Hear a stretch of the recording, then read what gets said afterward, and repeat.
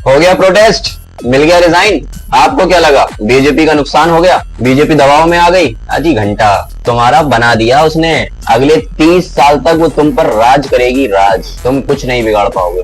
जिन 25, 30, 35 दिनों तक उसने तुमको उलझा कर रखा, प्रोटेस्ट में लगाए रखा, बीजेपी चाहती तो शुरू के 5-10 दिन के अंदर ही रिजाइन हो सकता था। मुद्दा बड़ा हो चुका था, प्रोटेस्ट बड़ा हो चुका था, मसला बड़ा हो चुका था जब शुरुआत में। लेकिन उसने कहा इनको उलझने दो, बोलते हैं बोलने दो, नारे लगाते हैं लगाने दो, आजादी मांगते हैं मांगने दो। अभी तो मांग रहे हैं आजादी, अगले 30 साल तक थोड़ी मांग लेंगे। डिलिमिटेशन बिल पास करने से अब बीजेपी को कोई नहीं रोकने वाला। उन्हीं 35-40 दिनों के अंदर वो सब कुछ तड़ी तुमड़ा बनाकर खड़ा कर दिया बीजेपी ने। तुम्हें पता भी नहीं चला, लगे रहे तुम प्रोटेस्ट में, खाते रहे डंडे लाठियां, खाते रहे नारे लगाते रहे, आजादी आजादी मांगते रहे। तुम राम और सीता के नाम पर जो कंट्रोवर्सी करते रहे। डिलिमिटेशन बिल पास करने के लिए 543 में से 2/3 हिस्सा चाहिए एमपीज का, मेंबर ऑफ पार्लियामेंट का। और बीजेपी के पास कितने थे? 327। होने कितने चाहिए? 362 या 63, ठीक है, 363 होने चाहिए। और बीजेपी के पास कितने हैं?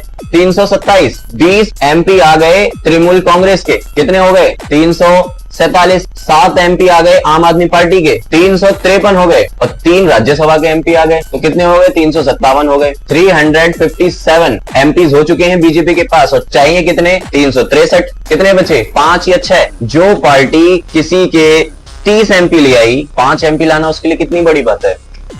इतनी बड़ी। ये देगी खत्म। ये बिल पास करने के लिए 363 एमपी चाहिए थे। बीजेपी उसके बहुत करीब पहुंच चुकी है और ये बिल पास होने से अब कोई नहीं रोक सकता। और सुनो, इस बिल के पास होने का फायदा क्या है कि इस देश के अंदर 830 एमपीज बनने की एक कगार आ जाएगी। देश के अंदर बड़े बड़े जो प्रदेश हैं उनके एमपीज बंटने लगेंगे, उनकी जो सीट्स होंगी वो डिवाइड होने लगेंगी। और जो नॉर्थ इंडिया है, जैसे राजस्थान, मध्य प्रदेश, उत्तर प्रदेश, बिहार, ये वाले जो राज्य हैं, इनके अंदर बीजेपी के बहुत बड़े वोटर्स हैं, बहुत बड़ा वोट बैंक है बीजेपी के पास इन प्रदेशों के अंदर। और इन्हीं प्रदेश के अंदर बीजेपी अपने वोट को डिवाइड करेगी, अपने एमपीज को डिवाइड करेगी, सीट बढ़ाएगी, वुमेन बिल आएगी, जिससे उसको और ज्यादा फायदा होगा, जिससे बीजेपी की जो वोट बैंक है, बीजेपी के जो एमपीज है, बीजेपी की जो पावर है, वो बड़ी हो जाएगी।